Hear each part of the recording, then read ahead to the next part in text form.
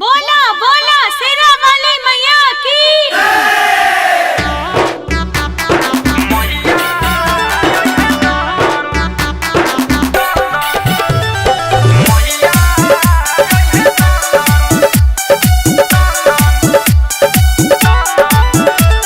नीमपुर में निमिया के लागी असो झुलावा, फूलपुर तुराई खूब अरहुल के फुलावा।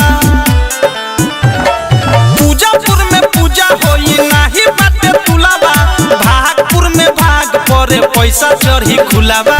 कहर अभिनंदन मैया अइहे दंदन, कहर अभिनंदन मैया अइहे दंदन।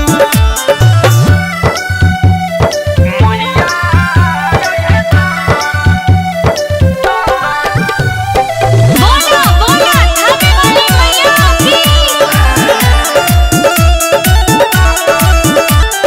कलसा नगर से कलसा किनाई, दियरी नगर से दियरी हो, पियरीपुर से सब ला किनाई, पेन्हेला जोरे जोरे पियरी हो। अरे कलसा नगर से कलसा किनाई, दियरी नगर से दियरी हो, पियरीपुर से सब ला किनाई, पेन्हेला जोरे जोरे पियरी हो। पतिपुर अगरबत्ती मिली, घिउपुर में घिउ, दोकानपुर दोकानदारवा से कहब चुनरी दीऊ। नारियल नगर में चल के नारियल दूगो लीऊ, गजपुर पंडाल के गजबे बाटे भीऊ।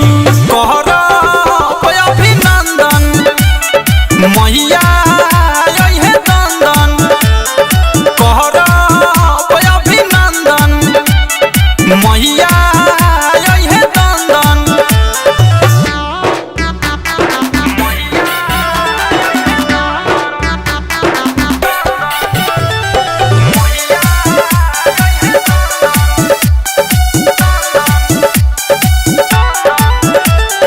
गंगा नगर से गंगा जी के भर के लावल जाई जल हो, फलपुर से चल के किनाई, देखी के ताजा ताजा फल हो।